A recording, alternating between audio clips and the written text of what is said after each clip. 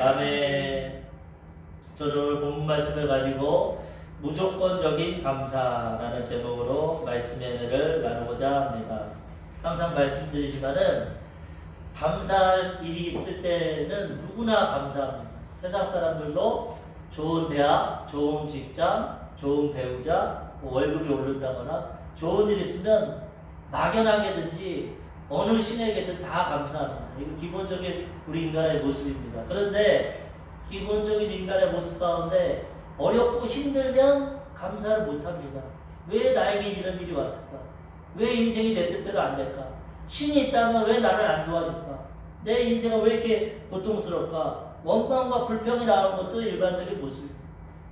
좋은 일이 있을 땐 감사하고 어려울 땐 원망하고 탄식하고 그것이 우리의 모습인데 하나님은 범사에 감사하라고 말씀하십니다. 그리고 하나님이 기뻐하시는 것은 더 어렵고 힘들고 괴로울 때 감사하는 거예요. 그 감사를 통해서 우리의 믿음을 하나님께 보여드리고 하나님이 그 믿음 가운데 역사해 주셔서 감사의 제목들이 늘어나게 해주시는 것입니다. 진정한 감사는 어렵고 힘들고 괴로울 때 하는 게 진정한 감사입니다. 일반적인 감사 누구나 다 합니다. 안 믿는 사람도. 그렇기 때문에 그건 일반적이지만 우리는 오늘 말씀처럼 무조건적인 감사, 어떠한 상황이 되든 어떠한 형편이 되든 오늘 하박국 선지자가 방금 찬양했지만은 무화과 나무에 잎이 없고 소가 없고 외양간에 양이 없고 아무것도 없어도 나는 감사한다. 내 믿음과 감사는 조건이 아니다. 뭐 축복받으면 내 기도가 응답되면 병이 치료받으면 교회가 부흥되면 뭐 이래서 조건적인 감사도 필요하겠지만은 그거보다 나는 무조건적으로 아무런 조건이 없어도 나는 하나님께 감사한다. 이런 감사를 하나님 기뻐하시고 이런 감사를 드릴 때 하나님이 영광을 받으시고 더 큰 감사 열매들을 맺게 해 주시는 것입니다. 데살로니가 전서 5장 18절에 범사에 감사하라. 이것이 그리스도 예수 안에서 너희를 향하신 하나님의 뜻입니다. 범사라는 것은 모든 삶을 다른 말합니다. 좋은 일, 나쁜 일, 어떤 우리 일거수일투족 모든 삶에 감사하는 겁니다. 그리고 뭐랍니까? 이것이 너를 향한 하나님의 뜻이다. 하나님은 어떤 형편과 상황에도 감사하길 원합니다. 감사할 때 하나님이 그 형편과 상황을 이기게 해주시고 하나님의 도우심의 손길을 체험하게 해주시는 것입니다. 그래서 우리는 이거를 깊이 생각하고 올 한 해 얼마나 어렵고 힘들었습니다.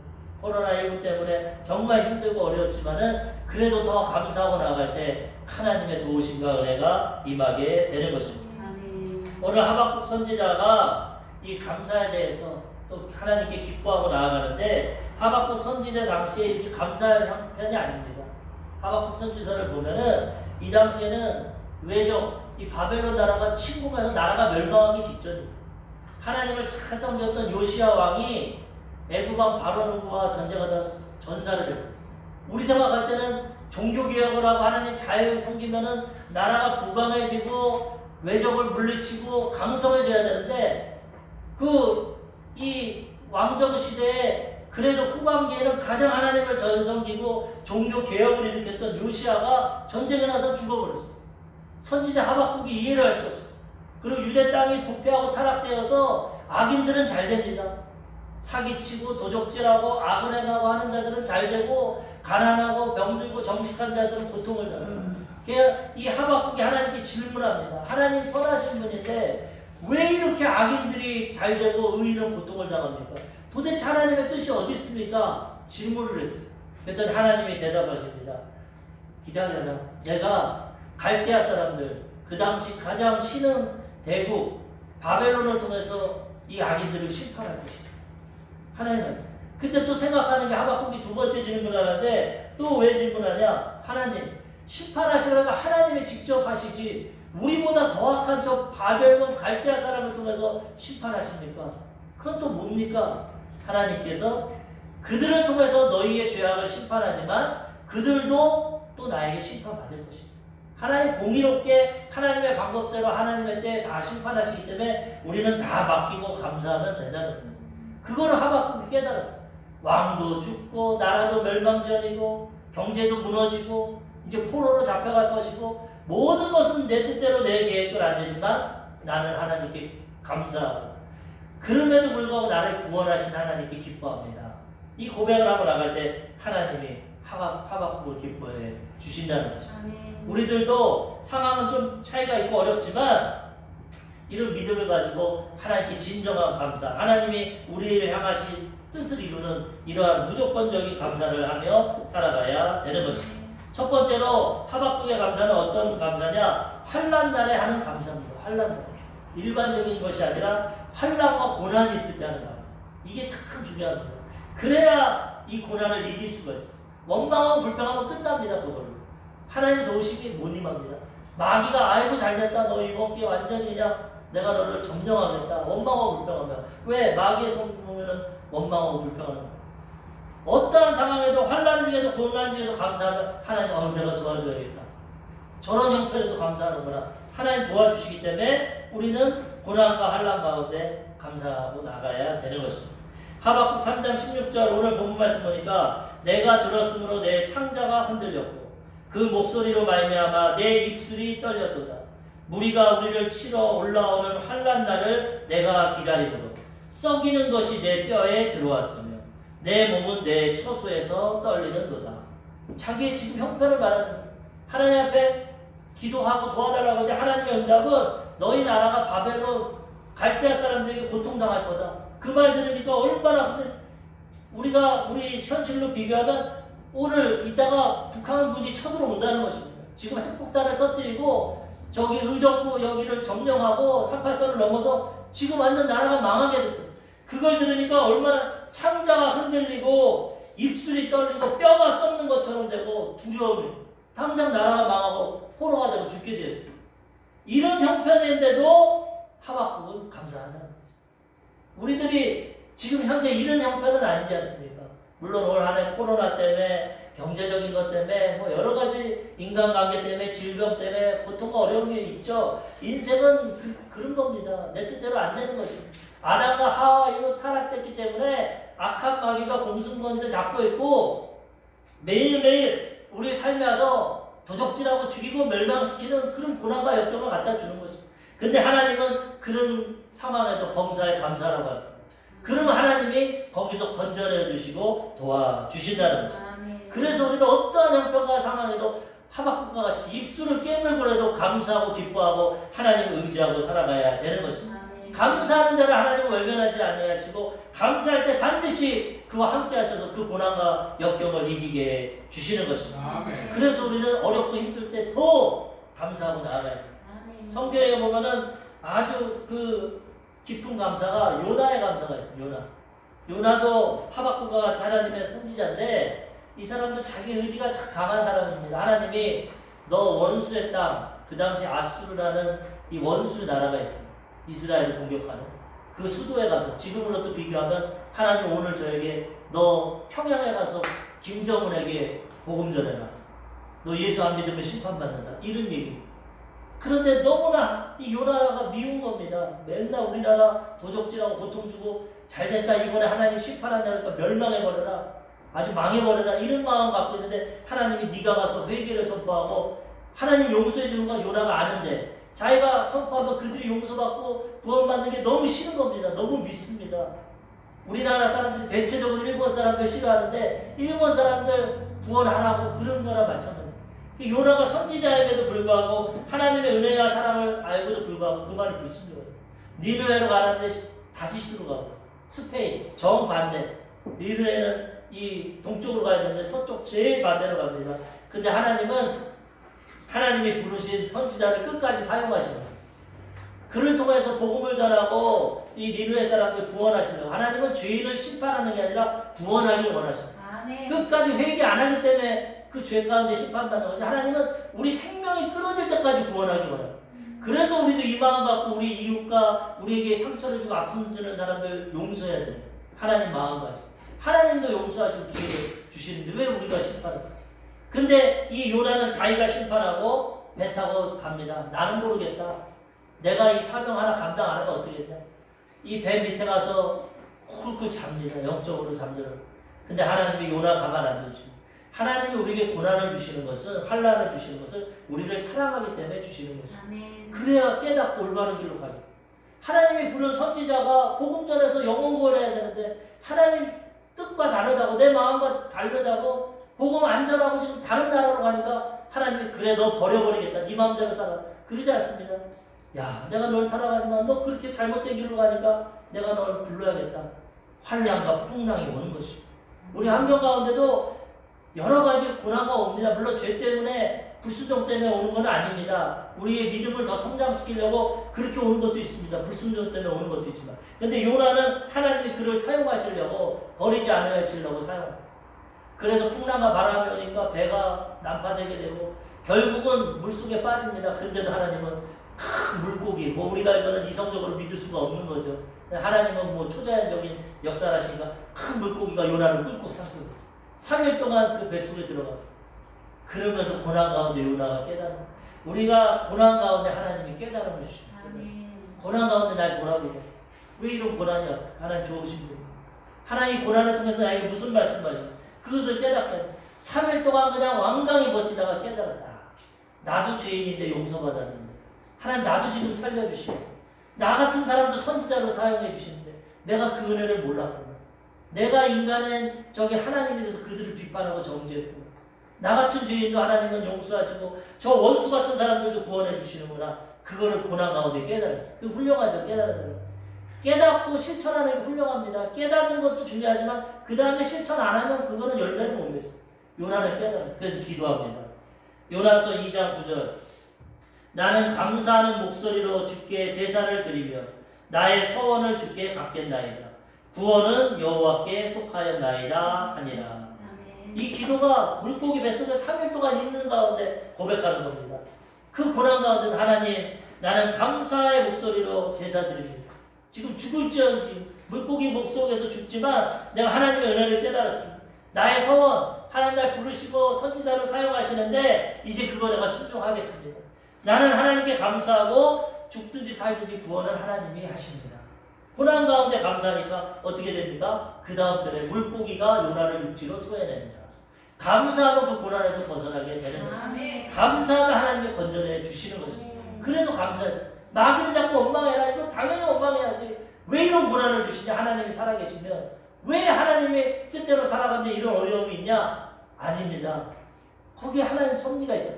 감사하고 나아가면 하나님의 뜻을 알고 하나님의 도우심이 임하게 되는 것입니다.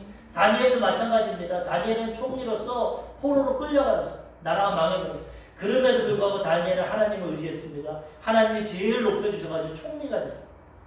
총리가 돼서 하나님 은혜 가운데 살아가는데 마귀가 가만 안 놔두지 않습니까? 시기 질투하는 옆에 다른 총리들과 고관들이 다니엘을 뭘 고발할까? 아무런 흠이 없어. 도덕적으로 생각적으로. 근데 보니까 종교적으로 흠이 있어. 항상 하루에 3번씩 감사 기도를 합니다.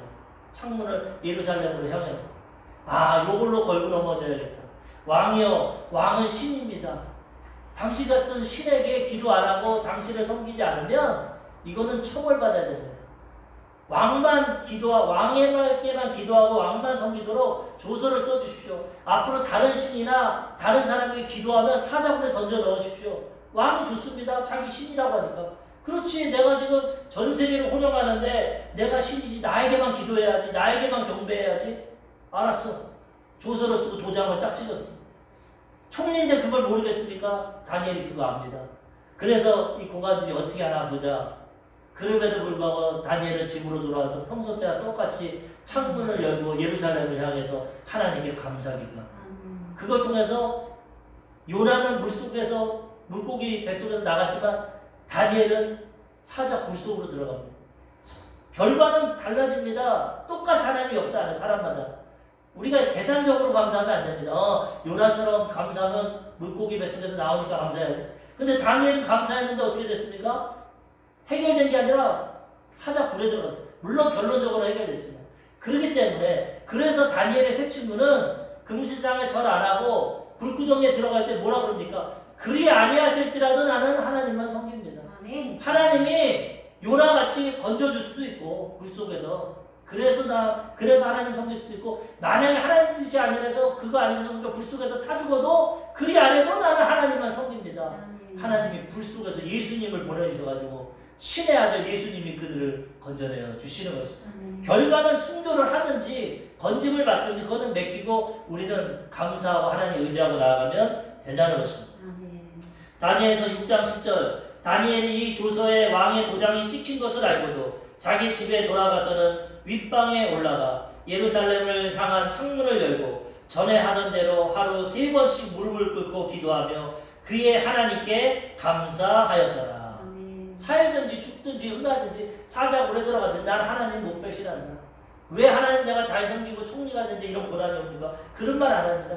평소대로 하나님 뜻대로 지금 살고 총리가 된 것도 하나님 뜻이고 이제 내가 이 총리에서 쫓겨나서 사자굴에 들어가도 하나님 뜻이고 나는 감사합니다. 감사했어. 그랬더니 그들이 바로 고발합니다. 왕도 자기가 권위를 갖고 편지 쓰고 도장 쓰고 어떻게 합니까? 그들에게 고발해서 사자굴에 던져줘. 왕이 밤새도록 잠들 못 잡니다. 다니엘을 너무나 사랑했기 때문에. 그리고 새벽이 되자마자 사자굴에 가서 다니엘아 네가 섬긴 하나님 너 구해줬냐 그러니까 다니엘이 왕이여 하나님 나 구해줬습니다. 아무렇지 않아. 당장 다니엘 끌어내라. 그리고 그를 모함하던 자를 사자굴에 넣게 됩니다. 합력해서 선을 이루어주시고 사자의 입속에서도 감사 기도할 때 건져내 주시는 것입니다. 이 감사의 비밀과 능력을 깨닫고 어떤 형편에도 정말 죽을 위기 가운데도 우리는 감사하고 살아가야 되는 것입니다. 시편 50편 23절 감사로 제사를 드리는 자가 나를 영화롭게 하나니 그의 행위를 옳게 하는 자에게 내가 하나님의 구원을 보이리라. 감사를 해서 이 고난 가운데도 내가 암이 걸려서 내 자식이 지금 내 눈앞에서 교통사고로 죽어도 인간이 겪을 수 없던 어떤 고난과 역경 가운데도 감사의 제사를 드리면 하나님이 건져내 주신다는 하나님 도와주신다는 거죠.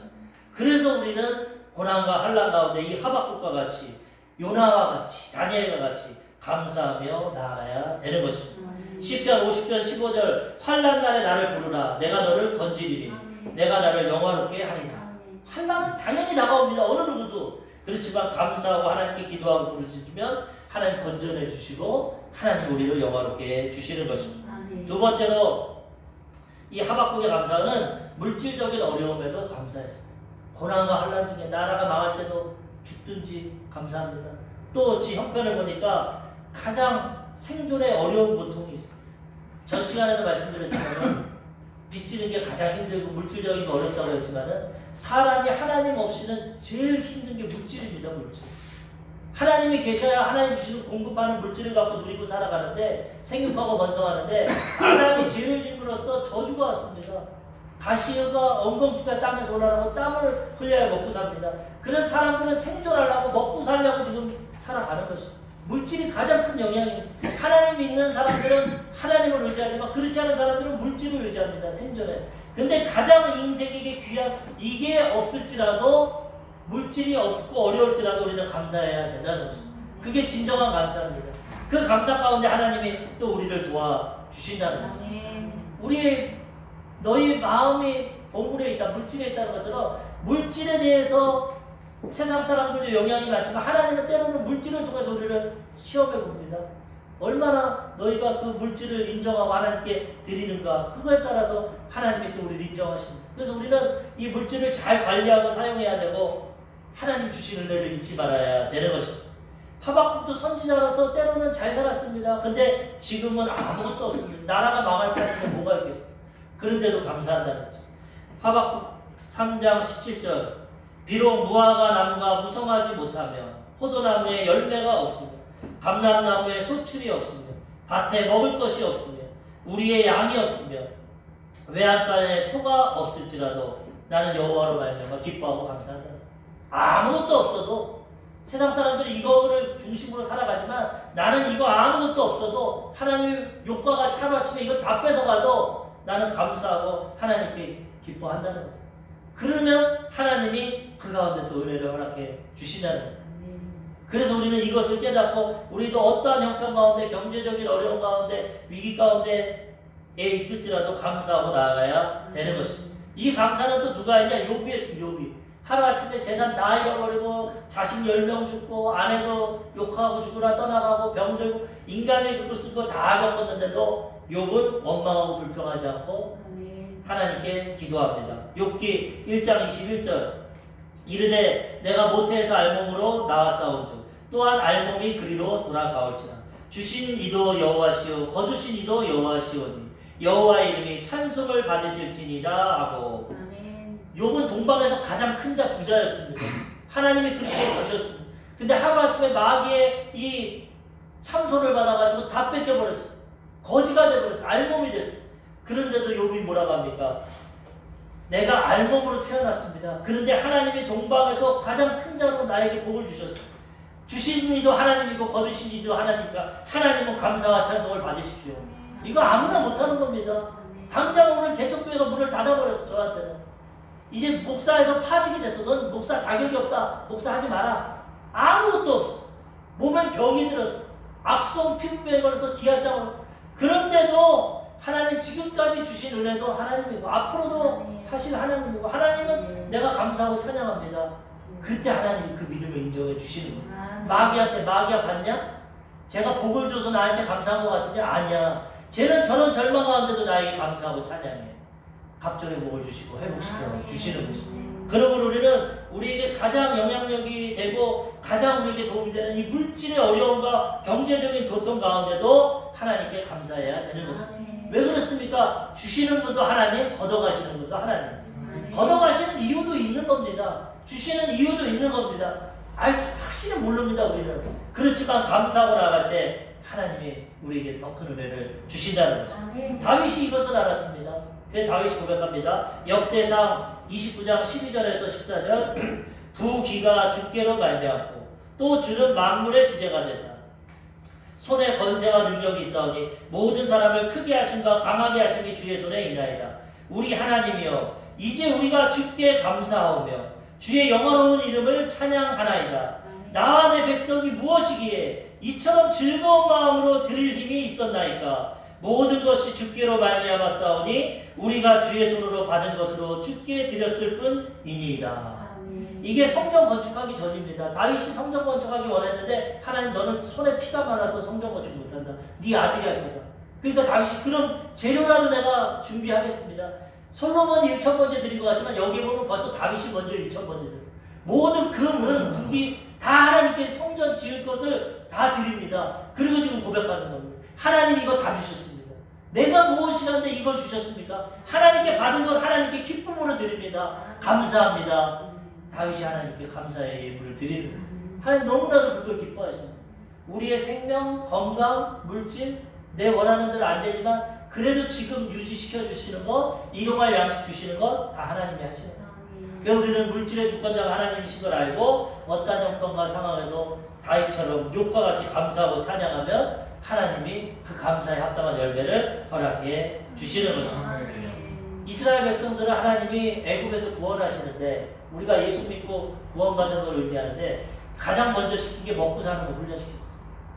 이집트에서는 종살이 돼서 먹고 살았습니다. 마귀에게 잡혀서 바로는 마귀와 악한 그 세상 마귀를 상징하는데 거기에 잡혀서 매맞고 고통당하고 노예로서 겨우 먹고 살았어요. 근데 이제는 하나님이 먹여 살리는데 처음부터 복을 안 주십니다. 왜? 그럼 교만해지고 타락하게 됩니다. 나오자마자 한 게 광야 생활입니다. 먹을 것이 없습니다. 입을 것이 없어.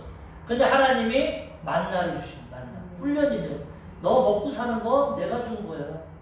너 노예로 살아서 바로에게 먹는 거 아니야. 내가 주는 거야.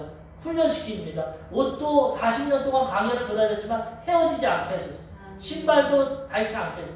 초자연적인 역사로 그들을 먹이고 만나 매출하기를 훈련시킨 겁니다. 너 앞으로 살아갈 때 먹을 걸 필요하지 내가 공급해 줄 거야. 나만 믿고 순종하면 내가 책임져 줄 거야. 이 물질의 훈련을 통과해야 하나님을 온전히 섬깁니다. 너희가 물질과 하나님을 겸하여 섬기지 못한다고 예수님 말씀하고 있어요. 물질이 없고 힘들 때도 감사하는 게 진짜 감사하는 거예요. 하나님을 바라고 의지하는 게 진짜 감사하는 거예요. 그래서 때로는 하나님은 물질의 고난을 줍니다. 네가 이 어려움에도 나만 바라보면 내가 물질의 공급자인 것을 인정하냐. 그 훈련 통과하면 적과 뿌리는 가나안 땅으로 들어가게 되는 것입니다. 이 40년 동안 원망하고 불평해가지고 결국 못 들어갔습니다. 그런데도 생각해보니까 하나님이 만나는 매일 내려주셨어요. 가나안 땅 가기 전까지 만나는 주시죠. 아무리 불순종하고 하나님 안 섬겨도 하나님이 먹을 건 주시더라고요. 최소한 일용할 양식을 주셔요. 하나님이 자녀들 금식하는 거 기뻐하지 않습니다. 어느 부모가 우리가 부모로서 생각해 보십시오. 부모가 자녀가 밥 안 먹고 굶는데 그거 기뻐할 사람 있습니다. 그 예전에 자녀들이 밥 안 먹어라. 나 이거 안 사주면 밥 안 먹어. 왜? 부모가 아픈 거 아니까. 내가 굶으면 슬픈 거야. 육신의 부모도 자식이 배고프면 힘든데 하나님은 비교할 수 없는 사랑으로 보는데 우리가 금식하고 배고프는 거 잘한다. 넌 깨져야 돼. 넌 금식해야 돼. 그럽니까? 안 그럽니다. 때론 필요합니다. 우리를 깨트리기 위해서. 그렇지만 하나님이 기뻐하진 않습니다. 금식하는 것을. 그래서 예수님과 제자들이 금식 안 할 때 바리새인들이 판단했어요. 요한의 제자들, 바리새인 제자들 금식하는데 왜 당신은 금식 안 해? 예수님이 신랑이랑 같이 있는데 왜 금식하냐? 물론 나를 빼앗기고 고난이 올 때 금식할 때도 있지만 하나님과 함께 하는데 왜 금식합니까? 하나님과 좋은 거. 우리가 바꾸면 하나님 기뻐 안 합니다. 극단적인 상황으로 너무나 타락하고 너무나 죄짓고 회개 못할까봐 금식을 허용을 하셨어. 고난과 위기 가운데 회개할 때 금식해라. 하지만 평상적인 하나님과 좋은 관계 때는 금식 기뻐 안 합니다. 자식이 굶는 거 좋아할 사람이 어디 있어? 이 이스라엘 백성들이 그렇게 원망하고 불평하고 40년을 고난받고 해도 만나는 끝까지 주셨어. 하나님 회개할 기회, 죽을 때까지 만나는 주시고 회개할 기회를 주시는 거죠. 그 은혜를 깨닫고 회개하고 도와하면 하나님 도와주시는 거예요. 그걸 모르니까 하나님의 은혜를 체험하지 못하는 거예요. 외양간에 소를 키우는 외양간에 불이 났습니다. 소는 그 안에 먹을 것이 있고 여물이 있으면 절대 안 나옵니다. 외양간에서 주인을 끌어내야 되는데 300~400kg 되는 소를 어떻게 끌어냅니까? 가만 놔두면 불 속에 죽습니다. 어떻게 하면 끌어냅니까? 여물통을 발로 팍 차버려서 먹을 것을 지르게 던져버리면 그때 소가 나옵니다. 먹을 것 없으니까. 하나님의 물질의 연단 이겁니다. 우리가 하나님을 저버리고 불구덩이 들어가는데도 물질만 따라가는 겁니다. 하나님이 이러다가 내 자식 죽겠구나. 여물통을 엎어버리는 겁니다. 사업체를 망하게 하는 겁니다. 물질에 어려움을 주는 겁니다. 그래야 두 손 들고 하나님께 나와. 여기 미련이 없구나. 하나님이 회복시켜 주시는 겁니다. 반드시 물질의 훈련이 우리에게 있습니다. 그럼에도 불구하고 하박국처럼 무화과가 없고 양이 없고 아무것도 없어도 나는 하나님께 감사합니다. 구원의 하나님께 기뻐합니다. 하나님이 도와주시는 것입니다. 마지막 세 번째 우리의 감사의 진정한 감사는 뭡니까? 구원의 하나님께 감사하는 겁니다. 고난도 있을 수 있습니다. 가난도 있을 수 있습니다. 질병 이거 다 지나가는 겁니다. 구원은 영원한 겁니다. 하나님이 때로는 우리를 훈련시키려고 때로는 우리를 변화시키려고 여러 가지 이런 거 주지만 그런데도 감사해야 되지만 진정한 감사는 우리를 구원해 주셨기 때문에 감사합니다. 이 모든 건 다 지나가는 겁니다. 우리는 영혼을 소망하고 있습니다. 천국을 우리는 시민권을 갖고 있습니다. 하나님 우리를 택하시고 우리에게 영원한 구원을 주셨습니다. 어떤 형편과 상황에도 그걸 생각하면 구원할 수 있는 거예요. 오늘 개척교회 문 닫아도 추수감사절 끝나고 성도들이 나 이만주 목사 싫다. 내 말도 안 듣고 지 멋대로 한다. 문 닫아도 하나님 우리는 구원해 주셨어요. 천국 가는 겁니다. 오늘 내가 암병에 걸려서 사형 선고 받아도 집이 폭삭 망해도 뭐 어떤 고난과 역경이라도 구원은 변하지 않습니다. 우리가 하나님 믿고 예수님 고백하면 하나님 구원해 주신다는 거예요. 나라가 망해도 물질이 없어도 하나님 우리 구원해 주신다는 거예요. 그거 바라보면 어떠한 형편에도 감사할 수 있다는 것입니다. 세상적인 감사는 잠시 잠깐입니다. 오늘 돈 많이 벌어도 사업 축복해도 뭐 내 뜻대로 다 돼도 다 지나가는 거예요. 세상은 돈 좀 벌어도 괴롭고 건강해도 괴롭고 잘 돼도 세상은 고난입니다. 그거 하나님 주시는 기쁨으로 이겨나가는 것 뿐이고 여러 가지 천국 가야 고난과 역경. 그럼에도 불구하고 감사하고 진정한 감사. 나는 죄짓고 불의하고 죽을 수밖에 없는데 영원한 생명과 구원을 주신 하나님께 감사하면 진정한 감사가 되고 우리는 영원한 구원의 축복에 들어가게 되는 것입니다. 하박국이 이걸 알았습니다. 하박국 3장 18절 나는 이런 형편이라도 나는 여호와로 말미암아 즐거워하며 나의 구원의 하나님으로 말미암아 기뻐하리로다. 포로로 잡혀가도 뼈가 썩어도 재산 다 없어도 나는 구원받았다. 하나님으로 인해 나는 감사한다. 하나님이 날 구원하실 거다. 이 나라 이 민족 망해도 하나님이 회복시켜 주실 거다. 진정한 감사로 나갈 때 하나님이 그를 붙잡아 주시는 거예요. 우리도 어떠한 형편과 상황 가운데도 감사하고 나아가야 되는 것입니다. 예수님의 70인의 제자들이 예수님이 능력을 주셔가지고 귀신도 쫓아내고 병도 고치게 하셨어요. 돌아와가지고 기뻐서 예수님만 하는 줄 알았는데 그게 아닙니다. 우리도 믿음으로 기도하니까 귀신이 떠나가고 병든 자가 고치고 원수를 마귀를 제어하고 아이고 감사하고 기뻐합니다. 막 했더니 예수님께서 그래 사단이 번개같이 떨어지는 건 나도 봤다. 근데 그건 진정한 기쁨과 감사가 아니야. 그거 일시적인 거야. 너희가 진정으로 기뻐해야 될 것은 하늘에 너희 이름이 기록된 거 기뻐해. 세상에 어떤 능력, 신유의 역사 귀신이 소리치고 뭐 어떤 거 나타나 그거 아무것도 아니라는 겁니다. 진정한 건 예수 믿고 구원받는 게 최고의 감사의 제목이 된다는 것입니다. 누가복음 10장 19절에서 20절 내가 너희에게 뱀과 정갈을 밟으며 원수의 모든 능력을 제어할 권능을 주었으니 너희를 해칠 자가 결코 없으리라. 그러나 귀신들이 너희에게 항복하는 것으로 기뻐하지 말고 너희 이름이 하늘에 기록된 것으로 기뻐하라 하시니라. 그것도 기쁘고 좋지만 거기에 머물러 있지 말고 너희가 진정 기뻐해야 될 것은 하나님이 너를 구원해 주시고 하늘의 생명책에 이름 기록한 거 이거로 감사하고 기뻐하라고 말씀하고 계십니다. 이거를 기뻐하고 감사할 때 이 땅에서도 감사의 제목이 넘치고 복을 주시는 것입니다. 하나님은 먼저 영이 잘 되기 원한다. 영이 잘 돼야 범사가 돼도 감사. 법칙입니다. 영적으로 우리를 변화시키고 물질적인 복도 허락해 주시는 것입니다.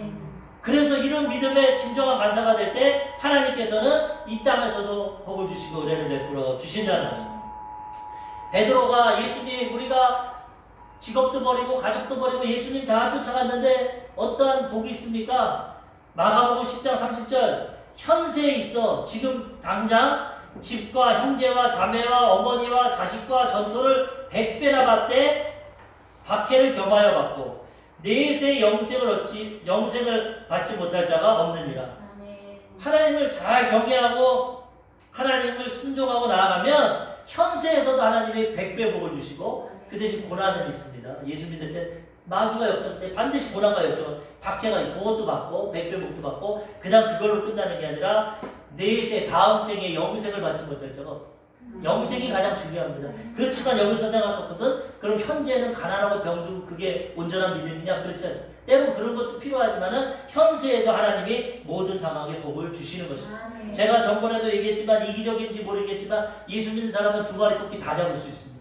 하늘나라를 잡을 수도 있고 이 땅에서도 형통하게 살 수 있다는 겁니다. 고난도 있고 박해도 있지만은 그건 일시적인 거고 그래서 우리는 하나님 잘 경외하고 감사해서 하나님 주신 모든 은혜와 복을 받고 이 복을 증거하고 많은 영혼을 구원하고 하나님 뜻 가운데 쓰임받으며 살아가야 되는 것입니다. 이번 주 다니엘 기도에 보니까 김예랑 성도님이라는 분이 간증하십니다. 그분이 KBS 공채 21기 탤런트더라고요. 그래가지고 감독인 남편을 만나서 행복하게 살고 자녀를 3명을 낳습니다. 마지막 자녀를 낳고 사무조리원에 있는데 갑자기 유치원에서 어린이집에서 전화가 왔어요. 둘째 딸이 30개월인데 얘가 갑자기 경기라고 쓰러졌잖아요. 어머니 얘가 원래 그런 게 있었어. 한 번도 30개월 동안 그런 적이 없었는데요. 당장 사무조리원에서 짐 싸가지고 갔습니다. 그랬더니 막 거품을 물고 경기를 병원에 갔더니 큰 병원 가요. 큰 병원 가서 보니까 간질병, 뇌전증입니다. 하늘이 무너져요. 태어날 때부터 그런 것도 아니고 얼마나 똑똑하고 말도 잘하고 귀엽고 30개월 그렇게까지 잘 컸는데 갑자기 하루아침에 간질병이 오고 그리고 자기는 모태 3대째 모태시라는 하나님 지금까지 형통하고 탤런트도 잘 되게 해주시고 다 도와주셨는데 왜 갑자기 이런 나의 고난이 옵니까? 처음에는 사람들이 와서 욥의 친구들처럼 죄가 있어서 그렇다. 회개하라. 죄가 없이는 절대 이런 일 안 해요. 그래서 가슴을 치고 회개했습니다. 그런데도 안 나타나. 왜 이런 일이 있습니까? 이해할 수 없어. 그런데 기도하는데 하나님이 말씀을 주십니다. 항상 기뻐하라. 쉬지 말고 기도하라. 범사에 감사하라. 이는 그리스도. 지금 감사할 조건이 아닙니다. 기뻐할 조건이 아닙니다. 괴로워서 기도를 하지만 하나님이 그 말씀 주시면서 내가 치료해 주겠다. 그런 마음의 확신을 주죠. 아, 이 고난도 뜻이 있겠구나. 그래서 믿음을 가졌습니다. 치료해 주시겠지. 기도하고 기도 편지를 돌리고 중보자들 보고 근데 아무리 기도하고 해도 병이 더 악화되고 치료가 안 됩니다. 이렇게 하나님 응답을 주셨으면 치료를 해야 되는데 안 치료해주는 약이 하나에서 2알, 3알, 4알 이 약을 계속 먹게 되면 이제 장애인이 됩니다. 뇌전증은 임시적으로 극복하거든요. 정말 사랑하는 딸이 그렇게 되니까 얼마나 괴롭습니까? 그런데 의사가 다른 치료법을 말합니다. 이제는 약으로 안 되니까 케톤 치료라고 음식으로 해봅시다. 어떻게 하는 겁니까? 하루에 극소량의 음식 2끼만 먹고 과자, 젤리 뭐 이런 일반적인 음식들 아무것도 못 먹어요. 애기가 과자, 젤리 얼마나 좋아합니까? 주사 맞을 때, 약 먹을 때도 과자 주고 그걸로 달라는데 아무것도 못 먹고 하루에 소량의 2끼 주는 그 음식만 먹어. 케톤 치료. 너무나 마음이 아픈 부모가 이 어린 것이 그거를 너무 고통스럽다는 거예요. 그럼에도 불구하고 아프니까 해야지. 그래서 30분 전에 기도실로 갔습니다. 애기를 끌고 하나님 내 뜻대로 안 되네요. 그래요 하나님 케톤 치료도 순종하겠습니다. 이것도 하겠습니다. 근데 하나님 엄마로서 마지막으로 얘 떡볶이 한번 먹게 해주죠. 자기가 임신했을 때 그렇게 떡볶이를 많이 먹었는데 애가 그렇게 좋아하더래. 30개월밖에. 그래서 하나님 케톤 치료도 내가 순종하겠지만 이제 30분 남았으면 이제 못 먹습니다. 마지막으로 떡볶이 좀 먹게 하십시오. 제발 경기가 멎지. 근데 갑자기 경기를 하고 거품을 물고 또 쓰러져. 거기서 마음의 원망과 불평이 일어나는 처음으로 십자가를 째려봅니다. 아, 하나님은 죽으셨군요. 하나님은 내 귀로 안 들어주십니다. 이 고난 가운데 애 떡볶이 좀 먹이겠다는데 마지막으로 이것도 안 들어주는 하나님이 무슨 하나님입니까? 애를 잡고 가자. 돌아가고 있어. 펑펑 울고 원망하고 불평합니다. 이제는 나 하나님 기도 안 한다. 그런데 한 30분이 지났는데 마음속에서 하나님이 또 그래도 은혜를 주시고 자기가 생각해보니까 원망하고 불평하는 것도 하나님이 있어야 원망하고 불평하지 지금 절망 가운데 하는 상황에서 아무것도 할 수가 없다는 거예요. 그래서 다시 기도실로 갔습니다. 원망하고 불평해도 하나님 앞에 원망하고 따지자. 내가 하나님 있는 건 내가 체험했으니까. 세상 사람들이 그렇게 좋은 세브란스의 기도실이 있어도 기도 안 한다는 거지 사람들이. 그 하나님 못 만났으니까. 세상 사람들 하나님 없이 어떻게 살아갈까? 그럼에도 불구하고 원망하고 불평하고 기도하는데 하나님이 위로를 해주셨어. 근데 분명히 뜻이 있다. 너를 도와줄 거다. 그러면서 하나님 또 하시는 말씀이 그런데 너 네 딸만을 위해서 기도하지 말아야잖아. 다른 사람들, 네 주변에 더 아프고 힘든 사람에게 기도해. 그런 마음으로 하나님이 고난을 통해서 남의 상처를 아프게 하는구나. 그래서 이제 남의 딸들을 위해서 기도하고 같이 기도를 했습니다. 근데 케톤 치료가 실패가 되어버렸어. 그걸 했는데도 애가 고침을 못 받았어. 다시 약으로 치료합니다. 그러니까 어떻게 됩니까? 떡볶이를 먹게 돼요. 하나님은 우리가 안전히 기도해도 하나님 때가 아니면 안 줍니다. 근데 하나님은 또 지 때가 지나면 줄 수 있어요. 근데 이 말을 하는 것은 이분이 이제는 먹을 수 있으니까 떡볶이를 먹이면서 그렇게 감사했다는 거예요. 우리가 지금 감사 제목이 없죠. 우리 떡볶이 먹는 것만 해도 감사해야 돼요. 아프면 떡볶이도 못 먹는 사람도 있어요. 사소한 거지만은 우리가 지금 누리고 있는 거 못 누리는 사람들 많습니다. 그렇기 때문에 우리는 우리에게 주신 것 일용할 양식에 대해서 감사해요. 그래가지고 떡볶이도 먹이고 기도하고 깨워주니까 하루는 얘가 깨어나가지고 꿈에 예수님을 만났어. 그러면서 하나님이 나 고쳐주셨어. 그러면서 차도가 생기면서 70일 동안 병원에 있었는데 2주 후에 퇴원했어. 처음에 의사가 와서 기다려보세요. 또 경기합니다. 일시적이고. 그런데도 기적이 나타나가지고 퇴원을 했어. 그래가지고 하나님께 감사하고 퇴원해서 갔는데 이제 세상으로 나아가니까 그 병실에서는 날마다 기도하고 예배드리고 하나님만 의지했는데 이제 애가 정상적으로 편하니까 사람이 또 해이해지고 예배가 또 멀어지고 기도가 멀어지고 자기 생활하고 또 슬그머니 자기는 몰랐답니다. 언제든. 그리고 일상적으로 살아가는데 1년 반이 지났는데 애가 또 경기라고 쓰러져 버렸어요. 처음에는 또 원망하고 불평합니다. 하나님 뭐 장난하십니까? 기적을 베풀었다 애를 또 아프게 합니까? 왜 그럽니까? 기적을 줬다 뺏어가는 하나님이 어디 있습니까? 이제 살만한데 왜 또 애가 아파서 똑같이 입원을 해서 똑같은 고통을 합니까? 원망하고 불평이 나옵니다. 기도합니다. 근데 하나님이 또 말씀을 주십니다. 항상 기뻐하라. 쉬지 말고 기도하라. 범사에 감사. 도대체 이게 뭘까? 그리고 기도하는데 2년 전에는 발견 못했는데 MRI 다시 보니까 이 애 뇌의 그 상처 부위를 찾아냈어. 그 의사가 수술할 수 있다는 거예요. 수술하면 치료받을 수 있다는 거예요. 결론적으로 생각해보니까 하나님이 1년 만에 시간을 더 줬다는 겁니다. 그 당시엔 너무 어려서 이 뚜껑을 뇌를 열고 수술을 2번 해야 되는데 이 자극기를 머리에 넣고 있다가 2주 동안 뇌파 검사를 하고 그 다음에 또 수술해요. 어른들도 고통스러워서 못 견디는 그런 수술. 얼굴이 붓고 다리를 걷지 못하고 장애. 이런 위기의 수술인데도 하나님이 애가 견딜 수 있게 만큼 해주시고 그 다음에 그전에는 보험도 없어서 혜택을 못 받는데 어려운 도움받는 보험도 하게 1년간 또 하나님 다 준비를 해주신 거예요. 그리고 수술을 하고 나서도 다리도 절지 않고 얼굴도 붓지 않고 기적적으로 다 회복시켜 주셨다는 거예요. 하나님의 뜻이 있기 때문에 무조건 감사해야지 지금 당장 내 기도가 안 되고 내 뜻대로 안 된다고 원망하고 불평하면 안 된다는 거예요. 그러면서 거기서 깨달은 게 내 기도 들어주실 때만 감사하는 것이 아니라 하나님의 진정한 감사는 우리를 구원해 주시는 게 감사합니다. 그 주변에 아픈 사람들 많은데 그 사람들한테 기도를 다시 가요. 예전에는 기도하면 낫게 해줄 거야. 아니야. 이제는 애기 엄마 얘 구원받게 기도해줘. 천국 가게 기도해줘. 그게 제일 중요해요. 지금 나도 우리 애기처럼 또 아플 수 있어. 그렇지만은 예수 믿으면 영원히 구원받고 천국에 갈 수 있어.